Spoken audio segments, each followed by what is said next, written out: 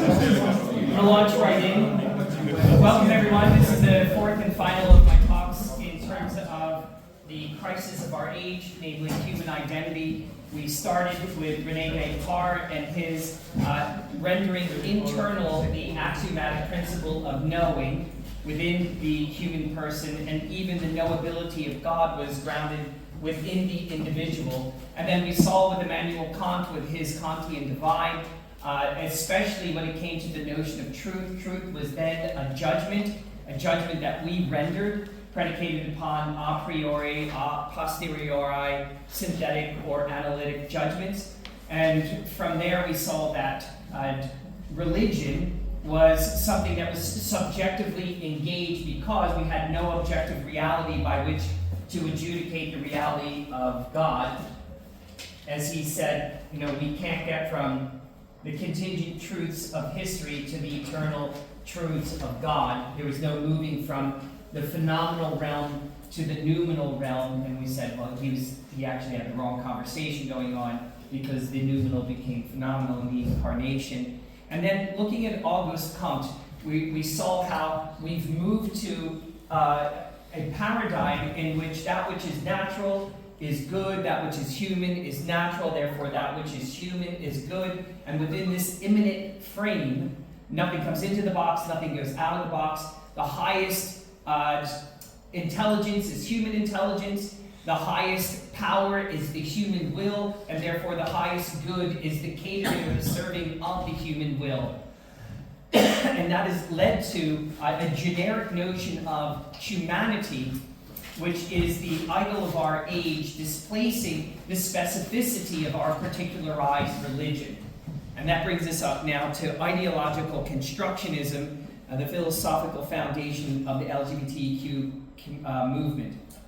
Knowing the foundations of this movement will facilitate a better defense of the truth and a redeeming theology of the body.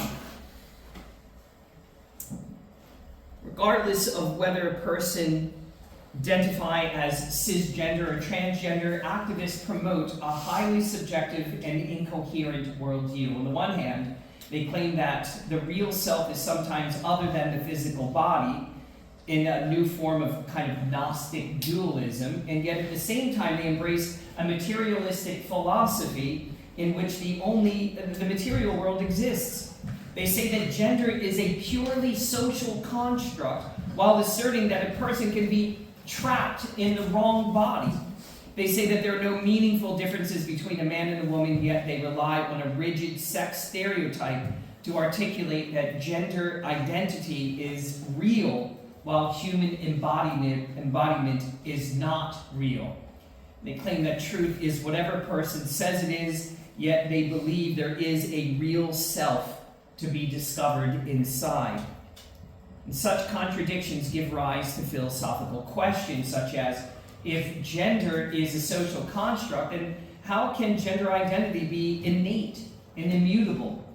How can one's identity be unchangeable with respect to an ever-changing social construct? And if gender identity is innate, then how can it be fluid? And then there are a host of psychological questions. What does it even mean to have an internal sense of gender? What does gender feel like?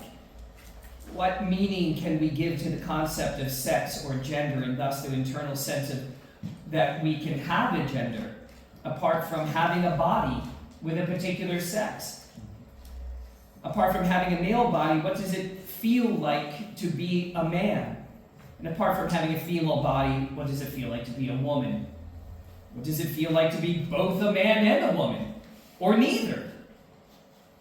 But rather something in a broad spectrum. You see, these are important questions about the interior life and identity of human persons, that they can have the potential to advance in a needed conversation before activists criminalize public discourse on these topics, as it has done so regarding homosexual behaviors as hate speech. And of course, I'm speaking a bit post facto, because in places like Canada, it is hate speech to not address a person according to their requested pronouns. Even if a conversation were to emerge on these issues, there are more challenging questions regarding reality itself. Commentator Matt Walsh launched a movie consisting of responses to a question that he says defines our generation, the question of what is a woman? And it turns out progressives like Supreme Court of the United States Justice Ketanji Brown Jackson says she, quote, doesn't know, end quote, what makes a woman or what is a woman. And yet she supported the Biden administration radical LGBT agenda in which children may choose to be male or female or otherwise, and did so without any ability to articulate what constitutes a man or a woman other than one's internal feelings. But why should feeling like a man, whatever that's supposed to mean, make someone a man? Why do our feelings determine reality on the question of sex, but on little else? Our feelings don't determine things like height or age. If those who identify as transgender are the sex that they identify, why does it not apply to other attributes or categories of being? For instance, what about people who identify as animals, or able-bodied people who identify as disabled? I may identify as being black. Do all of these self-professed identities determine reality? If not, well then why not? I detect there's a correlation. Gender identity plays with borrowed capital from religious identity, which is determined by beliefs. But it is clear that those beliefs don't determine reality, and here is where I would otherwise digress into an excursus on the plausibility structure of our post-Kantian milieu that has followed Kant in believing that truth is a judgment rather than that which comports with reality. So a line runs from Occam's denial of universals, right? You get Occam denying universals, to Descartes' cogito ergo sum principle, to Kant's epistemology of intuitionism, to humanitarianism as the religion of our age via Comte, to today's LGBTQ beliefs. I see a straight line right through that.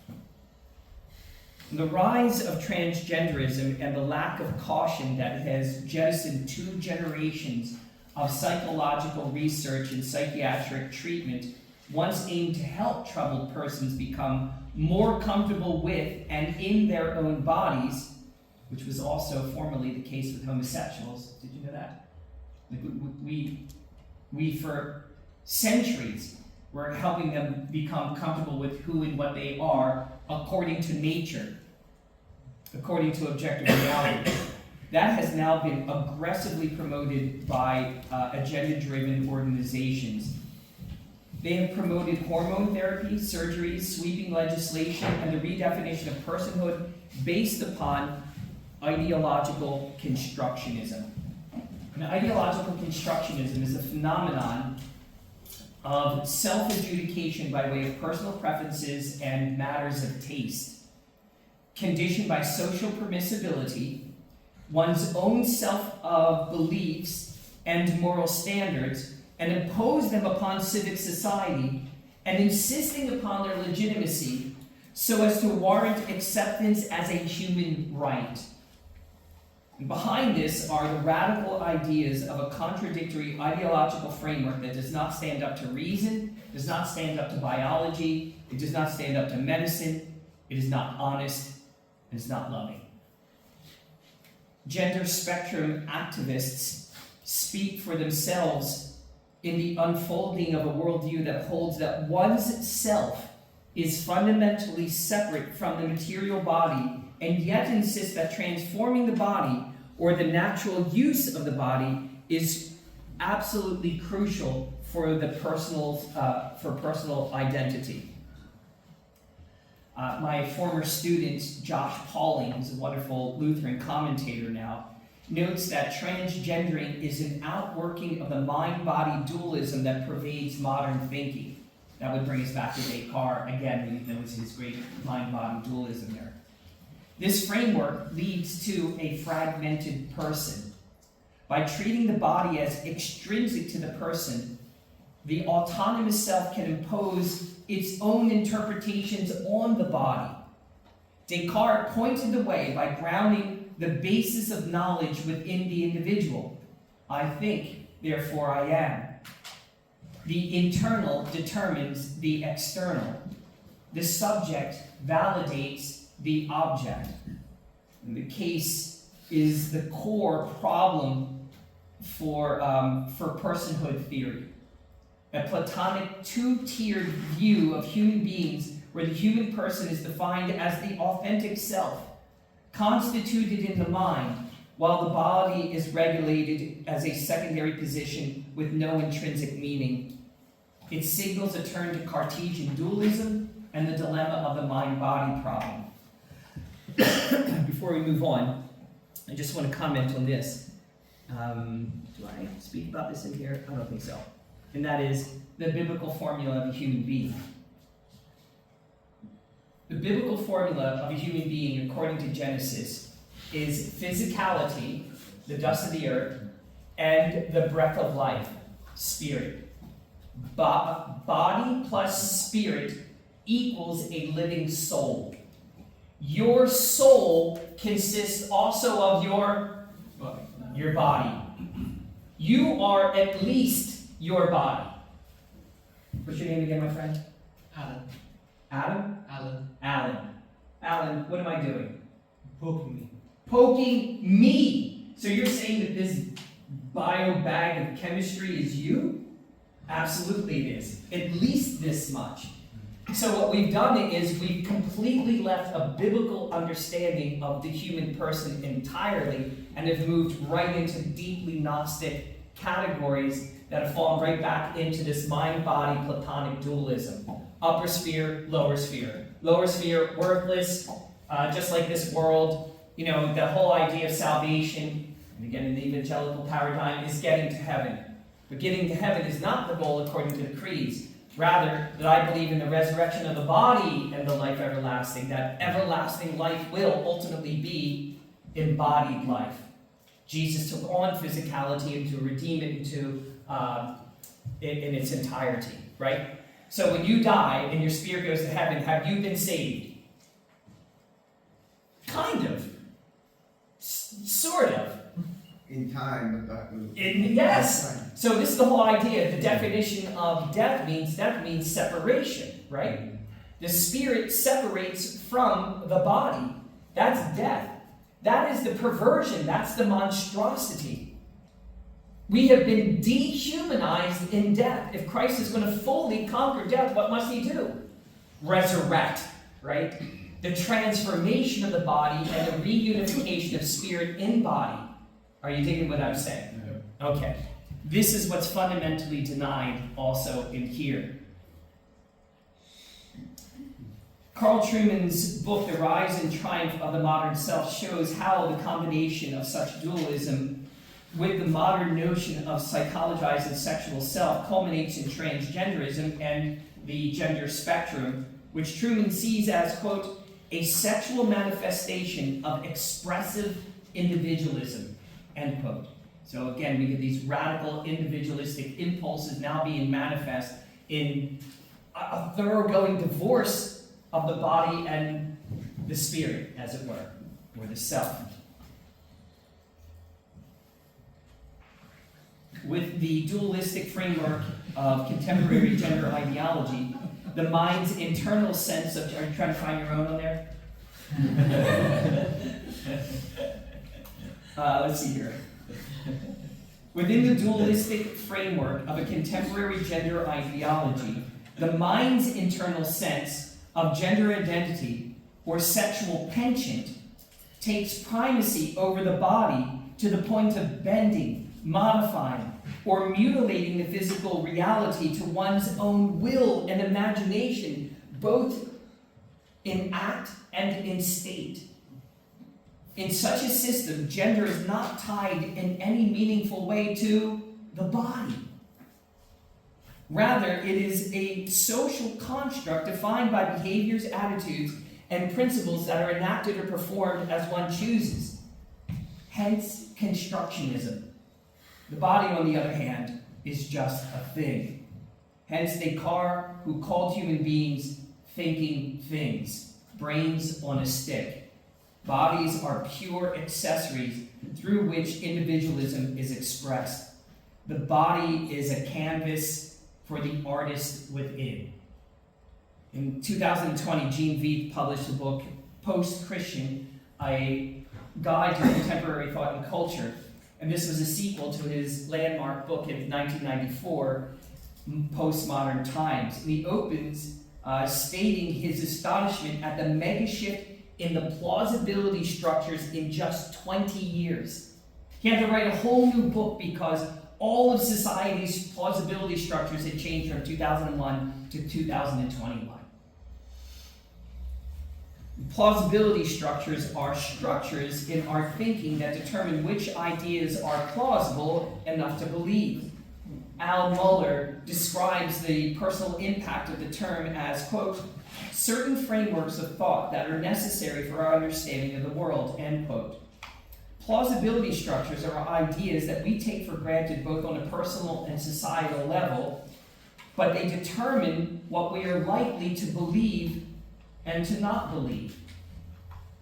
And we see this all the time when there are interviews of people in the street and they start to ask them questions, and they just press a little bit and the whole thing gives way. Why? They've just capitulated to a plausibility structure. Today's plausibility structures, such that we find reinforced at all levels of public education, mass media, entertainment, and government, is no longer bothered by the God question, because they are devotees of exclusive humanism, otherwise known as humanitarianism, a way of being in the world that offers significance without transcendence. With God reduced to mere religious taste, rendering all theology mere anthropology, there are only human constructs. Reduced to the level of personal identity, we have expressive individualism. My truth about me, reinforced by humanitarianism's plausibility structure, is now a legal right. And serving human rights is the highest good. To speak against this is anti-human. And while religion and patriotism, both fundamental cultural and personal identity natures, are being driven out of public discourse and rendered distasteful, generic humanism and the ethical ideas associated with it are being lauded as the only acceptable categories of anthropology for public policy, for education, and civic expression. Pierre Monnet writes, quote, "The great danger of humanitarianism is of habituating people to despise political reflection and its concrete conditions of existence." What are the concrete conditions of existence? Family, matrimony, church, patriotism. These are the concrete ones. Concrete conditions of existence that include Christian identity and biological sex. The abolition of the political subject is tantamount to the abolition of the religious subject, where the external and objective identity makers define the person, not the interior of the mind. Loss of political or national identity corresponds to the loss of religious identity and the supplanting of both by humanitarianism and with humanitarianism. Constructionism is the mechanism by which the plausibility structure of humanitarianism provides inscrutable justification for subject self-identification. Do you get that? That's the whole thing right there. I almost feel like I need to say it again. Anyone else? One more time. Constructionism is the mechanism by which the plausibility structure of humanitarianism provides an inscrutable justification for subject self-identification. They are fully justified and warranted to do self-identification, constructing their own worldview and view of themselves within this paradigm. To serve human rights, then, is the inscrutable religion of our age. So how did we get there? Well, through the saturating indoctrination of modern education. Constructionism is the prevailing philosophical educational system of Western Europe and all English-speaking countries. Constructionism serves the ends of humanitarianism by facilitating a self-justifying narrative of self-determination. Constructionism, as a philosophy of education, inculcates an exclusively anthropocentric worldview.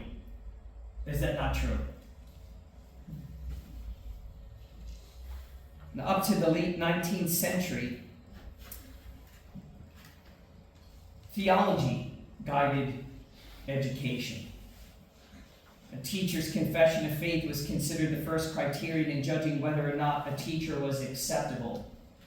That worldview has been jettisoned for an approach promoting the scientific basis of research. Research-based education has dominated teacher formation since the Bolshevik Revolution. Have you guys tracked me on that? What, like the question that we asked our kids, about our kids, in each and every place that our children's schools was, what is the confession of the people teaching them? You send your child to the public, and Dr. Preuss was waxing eloquent on this in the kitchen. Send your kid to the public institution. What is the ideological paradigm by which they're going to inculcate your child? Humanitarianism.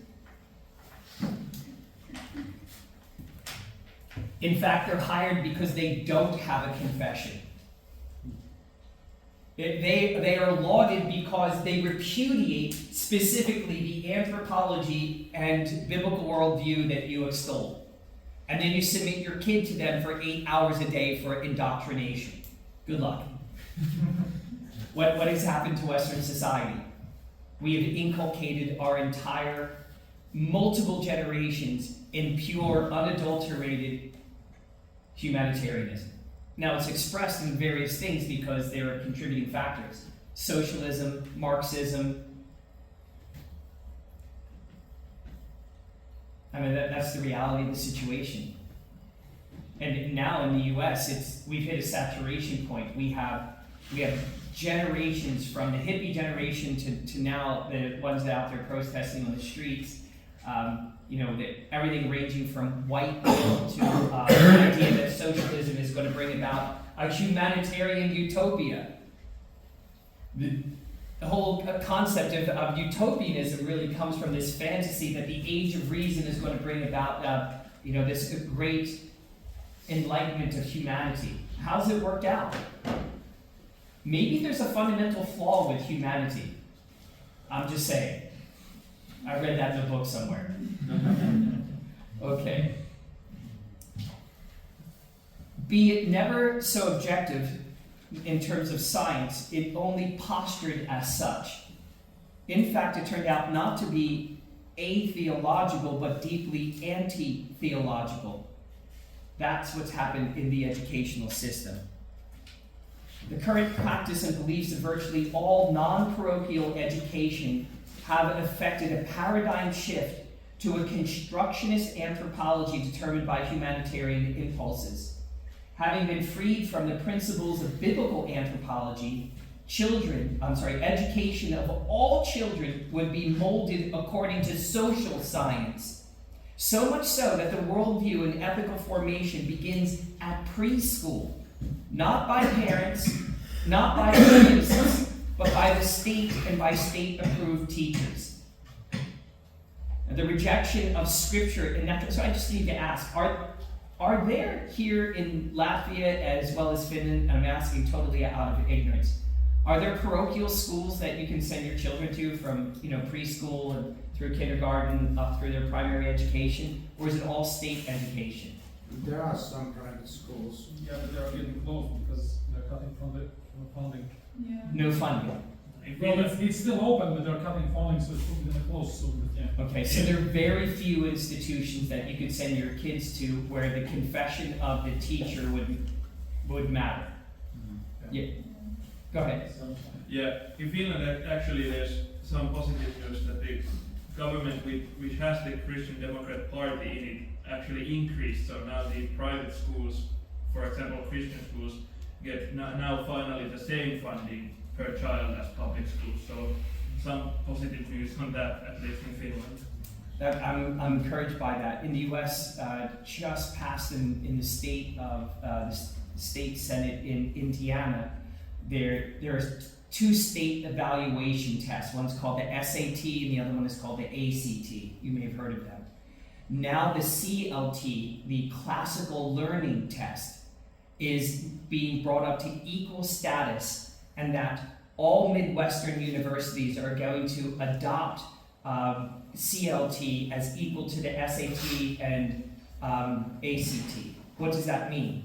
It means it is legitimizing and standardizing more parochial school education and homeschooling, elevating that status.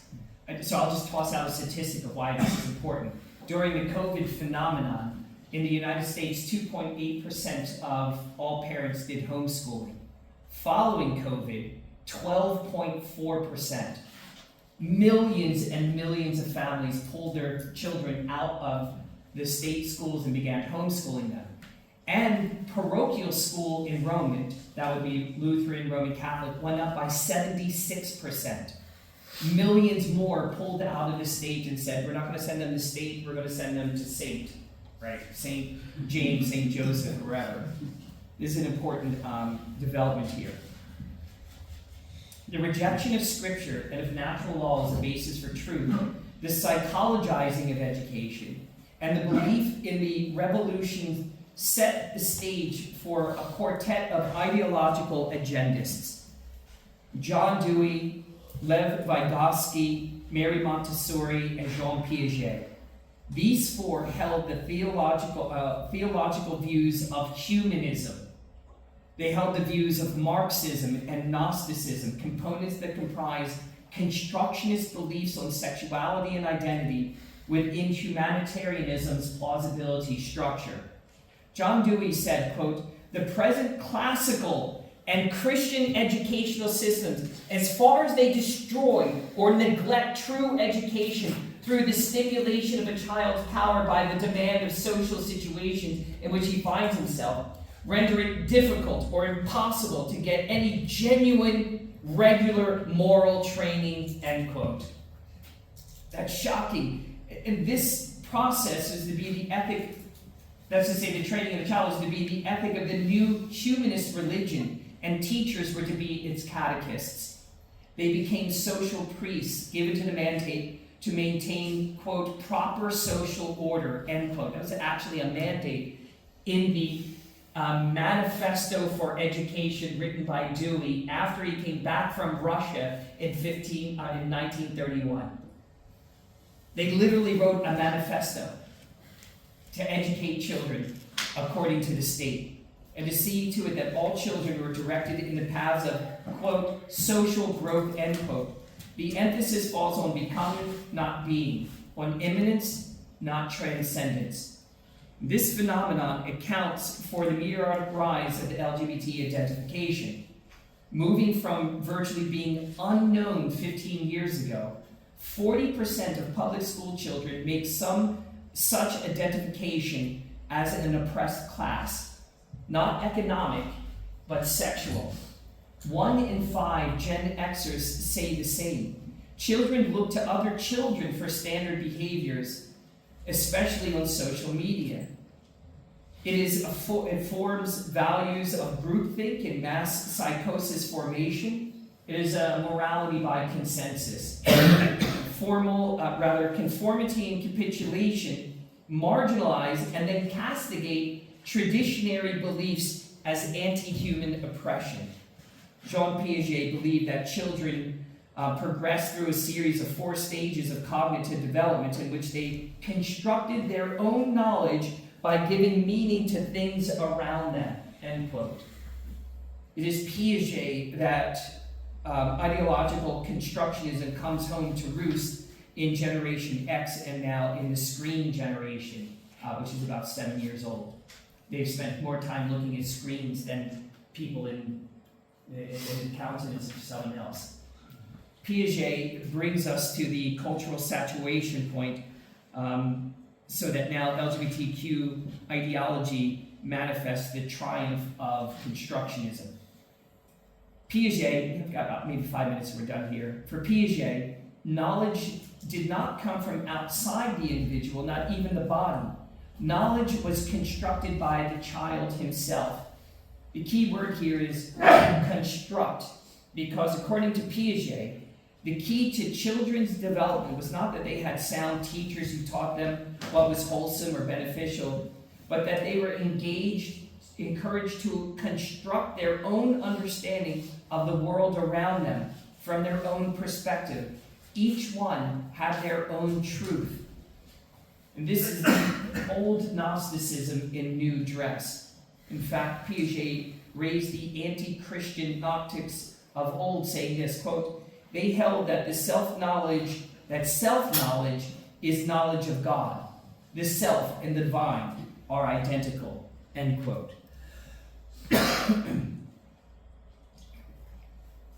Truth, wisdom, knowledge, and understanding come not from outside sources, but from within the sovereign, inscrutable self.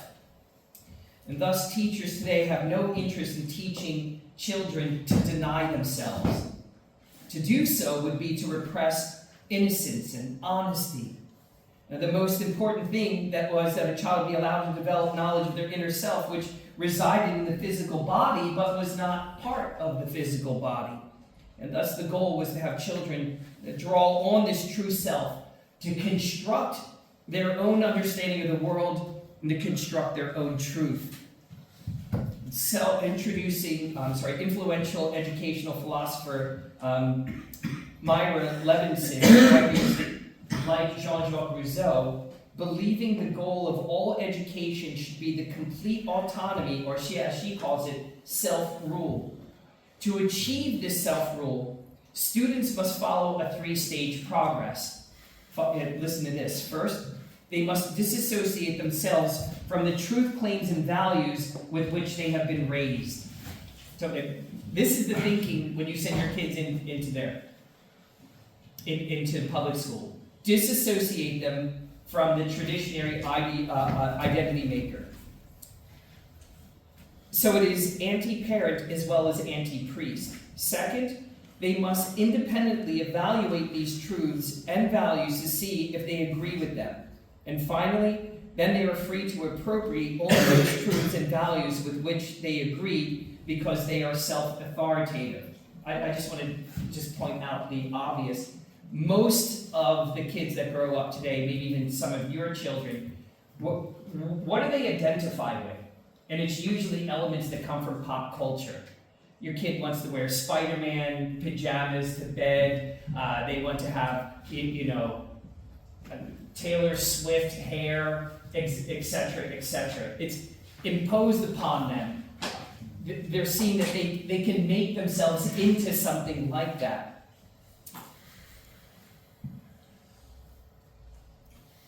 Oops, not there, sir. Just about there. We find a pattern here that establishes humanitarianism as the religion of our age, which is why specific religion, like Lutheranism, is neither welcome nor wanted, much less objective cultural identity makers like being Latvian or Polish.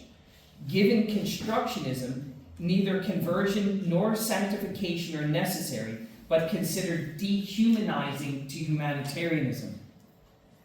Culture, at least historically, directs the person outward.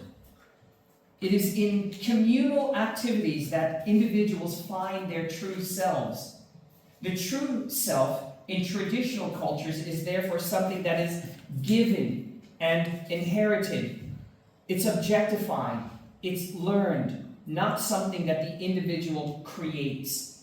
So historically speaking, when you walked into a church, what was the first thing you encountered? The font. The font. Why is that? Because it's the entrance of the church should be visible. It's the basis for our identity. That's exactly right, the basis of your identity. Mhm.